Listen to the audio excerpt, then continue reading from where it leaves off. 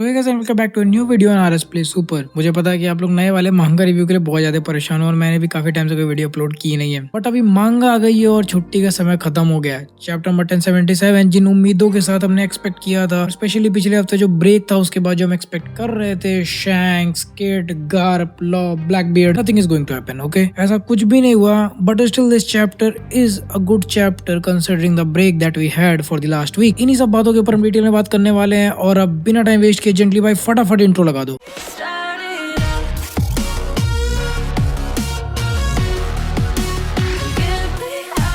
तो chapter number 1077 हम finally देख सकते हैं कि सीजर क्लाउन और विस्मोक जज के बीच में एक एग्रीमेंट आ गई है और इन दोनों ने वही लाइन बोला जो कि हमें टोक्यो रेवेंजर्स में हमेशा सुनने को मिला है, लेकिन इस बार उसकी जगह इट्स ऑल डॉक्टर वेगापंक्स फॉल्ट बोल रहे हैं दोनों। तो बेसिकली झगड़ा गुड़ा करके इन लोगों ने लास्ट में यही डिसाइड किया कि ये सब कुछ वेगापंक की गलती है। एंड ऑल्सो इस समय जो हम विंस्मोक जज और सीजर क्लाउन के बीच का जो सीन देख रहे हैं वो एक्चुअली प्रेजेंट टाइम का है। वो बैक स्टोरी इनकी खत्म हो गई है जो काफी सारे कवर पेजेस से चलती आ रही है और फाइनली हमें थोड़ा सा प्रेजेंट में दिखेगा कि आखिर जर्मा 66 के किंगडम में क्या होने वाला है। But I am actually surprised कि विंस्मोक जज सीजर क्लाउन से इक्वली हार गया। ये देख के बड़ा अजीब लग रहा है बिकॉज मैंने एक्सपेक्ट नहीं किया था कि सांजी के पापा लिटरली सीजर क्लाउन के बराबर पे हार जाएंगे। Coming to the title chapter 1077 you should have put it together sooner. So ये टाइटल एक्चुअली में बहुत मस्त टाइटल है और इस चैप्टर में एक बहुत सही इवेंट हुआ जिसको लेके ये टाइटल बनाया गया है और ऑब्वियसली हर अच्छे सीन की तरह ये वाला सीन भी जोरो से रिलेटेड है, तो आपको बहुत ज्यादा मजा आने वाला। चैप्टर स्टार्ट होता है एगेड आइलैंड के फैब्रियो लैब के पास जहाँ पर इस समय सेंटोमारू को पीट के बैठा दिया गया है। यहाँ पर सेंटोमारू बाकी के जो फेलो वर्कर्स हैं एगेड आइलैंड पे उनसे बोलता है कि तुम लोग को यहाँ से निकलना पड़ेगा, इस आइलैंड को छोड़ के भागना पड़ेगा। इस पे लोग बोलते हैं सेंटोमारू भाई क्या बात कर रहे हो, हम यहाँ पर कितने समय से काम कर रहे हैं, आखिर चल क्या रहा है यहाँ पे और आखिर तुमने पैसिफिस्टा उसको डिप्लॉय क्यों किया। तो इस पे सेंटोमारू उनको रिप्लाई करता है कि बहुत समय पहले एक आइलैंड था जिसका नाम हुआ करता था ओहारा। एक दिन पता नहीं कहाँ से वो आइलैंड पूरी तरह से नक्शे पर से गायब हो गया और ओहारा के साथ ये सब कुछ इसीलिए हुआ क्योंकि वहाँ पर कुछ लोग वर्ल्ड गवर्नमेंट के खिलाफ थे। उसके बाद हमें एक छोटे से पैनल में ओहारा आइलैंड का एक रिकैप दिखाया जाता है जिसको अगर आप थोड़ा जूम करके देखोगे तो आपको कूजान दिखेगा जो कि बहुत ही अजीब सा दिख रहा है और निको रॉबिन का वांटेड पोस्टर और उसकी मम्मी भी है। अगर आप में से कोई भी ओहारा इंसिडेंट बोल गया तो आप वो वापस से देख सकते हो। सेंटोमारू ने आगे बताया कि वेगापंक को ये लोग टारगेट कर रहे हैं, ये फैक्ट ही इनफ है कि ये लोग वापस से ऐसा कुछ करने वाले हैं। वर्ल्ड गवर्नमेंट अपने फायदे के लिए दुनिया के सबसे होशियार आदमी को भी मारने को तैयार है, इसीलिए मैं तुम लोग को बता रहा हूँ कि आगे जो कुछ भी होने वाला है वो ओहारा इंसिडेंट से भी बड़ा होगा और ये प्लेस बिल्कुल ना के बराबर एग्जिस्ट करेगी। सेंटोमारू मनी मन सोच रहा है कि मूवी वाला क्या कर रहे हो,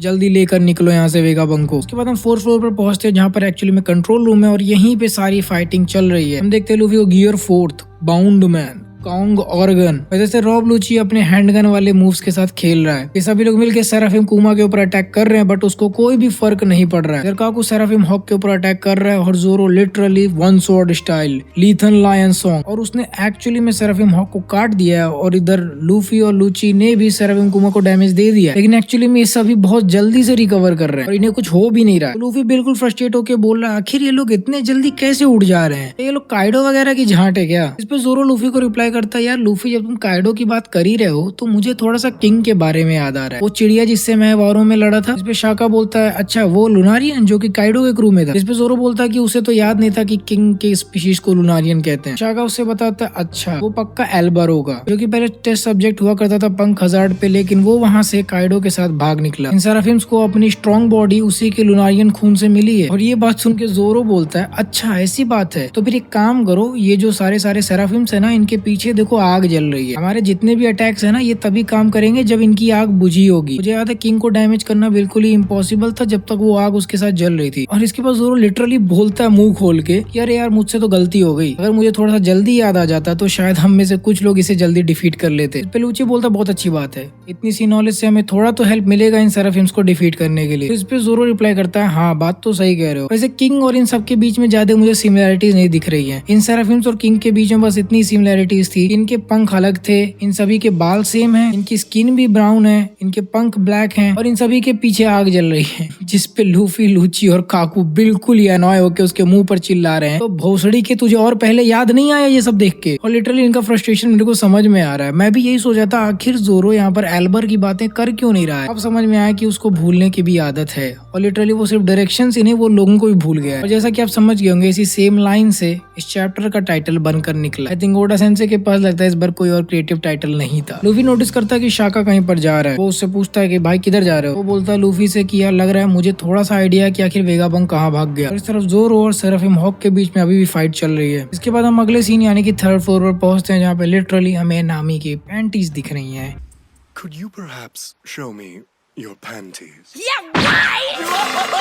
Feisty! I like it! और नामी इस समय ज़्यूस का यूज करके सेराफिम जिम्बे को हराने की कोशिश कर रही है। वैसे इसका एक्चुअल नेम सेराफिम शार्क है, बट ये नाम याद करने में थोड़ा सा मुश्किल है। नामी बोलती है कि इसे हम बच्चे की तरह ट्रीट नहीं कर सकते, ये बिल्कुल ही कोल्ड ब्लडेड किलिंग मशीन है। हमारा एक दोस्त ऑलरेडी इसके चक्कर में पिला गया है और इसने ऑलरेडी एडिसन को भी डिस्ट्रॉय कर दिया है। यहाँ पर नामी बोलती है कि ना तो ये बच्चा और ना ही ये क्यूट है। मतलब नामी को लिटरली यहाँ पे सेराफिम जिम्बे थोड़ा क्यूट लग रहा है, बट वो अपनी आंख बंद करके सारी बातें बोल रही है। यहाँ पर नामी ज़्यूस सेराफिम जिम्बे के ऊपर रिलीज कर देती है और ज़्यूस सेराफिम जिम्बे के आर पार भी हो जाता है। हम अगले पैनल में देख सकते हैं कि ये सेराफिम एक्चुअली में जलकर भुन गया है, बट एक्चुअली में ये सेराफिम गिरा नहीं है। इसके पास वो स्विम फ्रूट की पावर्स हैं, जो कि सनियो पिंक के पास भी हुआ करता था, और इसी वजह से ये इस समय सरफेस के नीचे भी तैर सकता है। ब्रूक ये बात तुरंत नोटिस कर लेता है कि वो वापस से जमीन के अंदर घुस रहा है, और इसीलिए वो कूद कर उठता है और नामी को बचाने जाता है। वो बोल रहा था नामी से कि वो नीचे से आएगा, जल्दी से हटो वहाँ से। बट इससे पहले नामी कुछ सोच पाती, सेराफिम जिम्बे लिटरली नामी के पीछे से आ जाता है और वो उसके ऊपर अटैक करने वाला है। लेकिन इससे पहले वो नामी को चोट पहुंचा पाता। कुछ तो उड़ता हुआ सेराफिम जिम्बे के पीछे से आ रहा होता है और वो बोल रहा होता है कि अगर मैं एक कंट्री का राजा होता तो मेरे रूल्स बहुत ही सिंपल होते। रूल नंबर 1, जो भी नामी सान को चोट पहुंचाएगा उसे इस दुनिया की सबसे खतरनाक सजा दी जाएगी। और रूल नंबर 9, जिसने भी नामी को परेशान किया मैं उसकी माँ चोट दूंगा। और लिटरली हम देखते हैं कि सिंप सांजी कूदते हुए आके सेराफिम जिम्बे को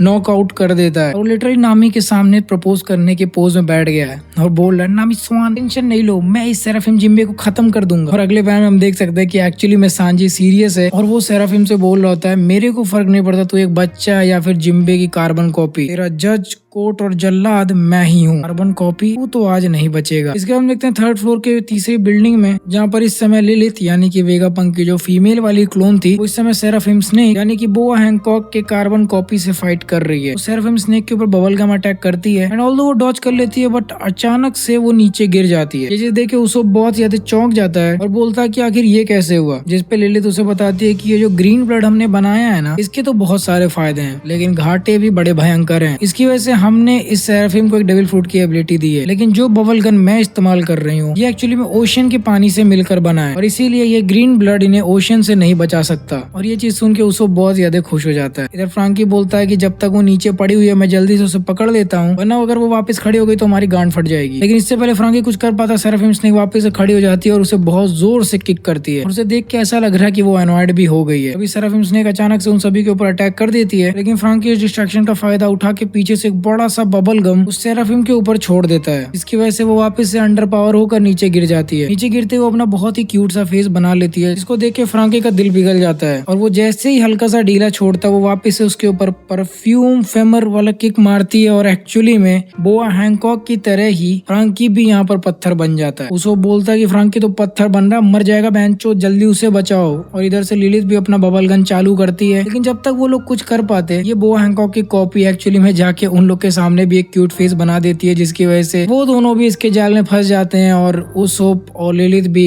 पत्थर बन जाते हैं। फिर इस पूरे सीन से हमें एक चीज ये पता चलती है कि सेराफिम्स एक्चुअली में टोटली इनविंसिबल नहीं है। जितने ड्रॉबैक्स लूफी के फ्रूट को हैं उतने ही ड्रॉबैक्स इन सभी को भी हैं। यानी कि कोई अगर सी स्टोन का बना हुआ हथियार यूज कर रहा है या फिर अगर ये लोग सी वाटर में गिर गए तो बेसिकली इनकी भी पावर्स उसी तरह से खत्म हो जाएंगी। अभी तक हमने जितने भी सेराफिम देखे हैं ये सभी के सभी कोई ना कोई डेविल फ्रूट एबिलिटी को यूज कर रहे हैं, तो बेसिकली ये इनविंसिबल नहीं है जैसा कि इन्हें बोला जा रहा है। इन्हें भी नॉर्मल तरीके से आराम से डिफीट किया जा सकता है, बट बात यही है कि इनकी कॉम्बैट एबिलिटी इतनी ज्यादा है और क्योंकि ये लुनारियन ब्लड का यूज कर रहे हैं तो इसीलिए जब तक उनके पीछे वो आग लगी होती है तब तक इन्हें बेसिकली किसी भी तरह से घाव पहुंचाना इम्पॉसिबल है। तो अगर किसी को एक्चुअली में लुनारियंस के बारे में पता होगा जैसे कि जोरो को पता था, तभी ये कुछ काम बन सकता है, क्योंकि एक्चुअली में CP0 तक को इनके बारे में नहीं पता था। Do you know what does this mean? यानी कि लुनारियंस के ऊपर जितना भी रिसर्च हुआ था वो बहुत ज्यादा कॉन्फिडेंशियल है और अगर CP0 यानी कि वो लोग जो कि लिटरली FBI नहीं है यहाँ पर, उन्हें नहीं पता है, तो फिर आई जस्ट बिलीव यहाँ लुनारियंस के बारे में किसी को भी नहीं पता इस पूरी दुनिया में, और इन्हें डिफीट करना ऑलमोस्ट इम्पॉसिबल है, क्योंकि बेसिकली इनके ड्रॉबैक्स और इनकी वीकनेस के बारे में कोई जानता ही नहीं है। मुझे लगता है कि इवन वर्ल्ड गवर्नमेंट को भी नहीं पता होगा कि आखिर इनकी वीकनेस क्या है। और मैं एक्चुअली में सोच रहा हूँ कि आखिर इन छोटे छोटे बच्चों के ऊपर इन्होंने ये एक्सपेरिमेंट किया कैसे। क्या वन पीस में और भी कुछ डार्क सीक्रेट्स छुपे हुए हैं जो कि हमें नहीं पता, जैसे कि चाइल्ड एक्सपेरिमेंट्स। ऑल्दो हमने ये चीज ऑलरेडी देख रखी है सीजर क्लाउन के साथ, बट वो चीज इलीगल थी। बट क्या लीगली भी ये चीज हो रही है नाक के नीचे से, जो कि वर्ल्ड गवर्नमेंट बस करवा रही है अपने फायदे के लिए। ऑलरेडी बहुत कुछ देख रखा है डार्क चीजें वन पीस में। यार मुझे कमेंट्स बताओ अगर आपको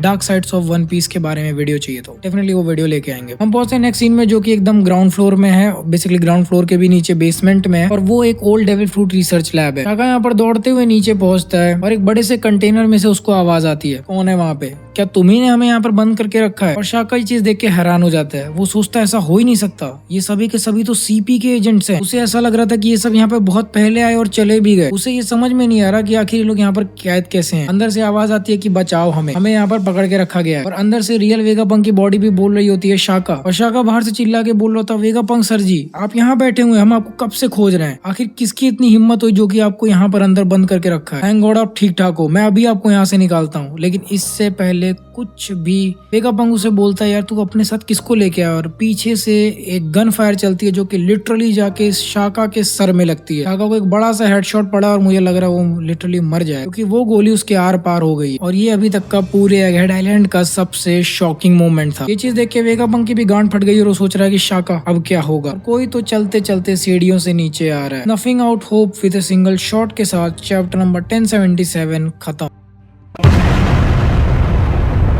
तो यहाँ पे लास्ट लाइन का मतलब ये है कि शाका जो एक छोटी सी उम्मीद बनकर आया था उसे भी खत्म कर दिया गया। तो मैं ये सोच रहा हूँ कि आखिर ये बंदा कौन है जो कि वेगापंक के खिलाफ यहाँ पर काम कर रहा है। यहाँ पर अभी तक मुझे ये लग रहा था कि ये लिलिथ हो सकती है, बिकॉज वही सारे सी जायंट्स को देख रही थी। तो एक्चुअली में ये सिस्टम नहीं है, ये कोई और ही बंदा है जो कि CP0 को यहाँ पर पकड़ के रख रहा है। और इसी बंदे ने यहाँ पर वेगापंक को भी पकड़ कर रखा है। अब यही चीज नहीं समझ में आ रही है कि ये कौन हो सकता है। जहाँ तक मुझे लगता है पॉसिबली कोई लुनारियन ट्राइब से हो सकता है, क्योंकि अगर CP0 से किसी की दुश्मनी है तो आखिर उसको वेगापंक से दुश्मनी क्यों। आई थिंक यहाँ पर अगर कोई लुनारियन ट्राइब से है जो कि अपना बदला निकालना चाहता है वेगापंक से, या फिर कोई ऐसा बंदा जो कि ये सारे चाइल्ड एक्सपेरिमेंटिंग के खिलाफ था, या फिर जिसको उसकी वजह से कोई प्रॉब्लम हुई है, वही ऐसा कोई बंदा है जो कि इस आइलैंड पे आया चुपके से और उसने ये सबको पकड़ के रखा हुआ है। बट मैं भी ये सोच रहा हूँ आखिर वेगापंक के बेसमेंट में इन लोगों ने कैद करके रखा था और वेगापंक को ही नहीं पता चल रहा था। Is literally one of the most advance scientist in the entire One Piece world. उसके पास वो सब कुछ है जो कि वो इमेजिन कर सकता है उस आइलैंड पे, तो उसको ये सब पता ही नहीं चला कि उसके पीक आइलैंड के नीचे वाले बेसमेंट में किसी को कैद कर रखा गया है, और जबकि वहां पर जाने का प्रॉपर रास्ता भी है। ये चीज सोचने वाली है। और ऐसा भी नहीं कि ये सारा काम 2 हफ्ते पहले हुआ। यहाँ पे शाका लिटरली बोल रहा है कि ये सारी चीजें बरसों पहले हुई हैं, मतलब काफी साल हो गए। आई डोंट नो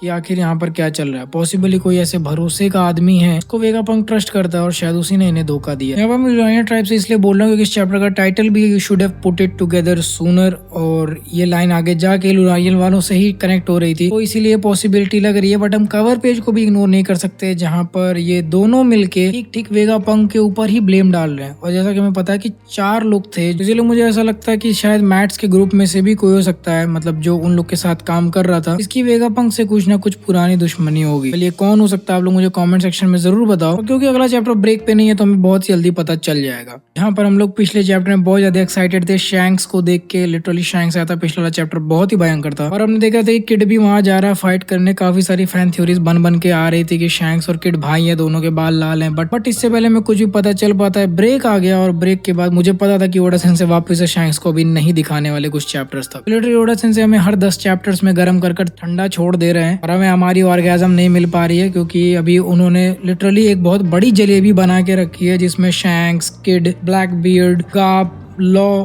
ये सब घुसे हुए हैं और हमें कुछ भी पता नहीं चल रहा कि आखिर हो क्या रहा है। और हम साबो कैसे भूल गए, इवन साबो भी इन सभी जलेबियों के बीच में फंसा हुआ है और अभी तक हमें कोई अपडेट नहीं कि वो बंदा जिंदा है या नहीं। उस समय पहले हमने प्रिंसेस वीवी को भी देखा, अभी थोड़ी देर पहले हमने ड्रैगन को भी देखा था जो कि कोई ना कोई स्टेप लेने वाला है। तो काफी सारी चीजों का ऐसे जलेबी बनाकर रखा हुआ पूरे एगहेड आइलैंड के दौरान। So I don't know Oda sensei इन सबको कब रिवील करने वाले हैं। वैसे ये सीक्रेट आदमी कौन हो सकता है, ये चीज आप मुझे कमेंट सेक्शन में जरूर बताएं। एंड ऑल्दो हमें ये सारे सीक्रेट्स के बारे में नहीं पता चल रहा है, पर क्या आपको पता है कि साइटामा के सीक्रेट पावर्स के बारे में पूरी दुनिया को धीरे धीरे पता चल रहा है। वैसे इसके लिए आप हमारी वन पंच मैन के मांगा रिव्यू को चेकआउट कर सकते हो, जिसका लिंक आपको वीडियो के लेफ्ट साइड में मिल जाएगा। और अगर आपको जानना कि आखिर जोरो के पापा कौन है, मुझे पता है आप लोग को नहीं पता होगा, तो इसके लिए आप हमारी राइट वाली वीडियो को चेकआउट कर सकते हो। खैर मैं आपसे मिलूंगा अगले वीडियो में। So until the next video, play on.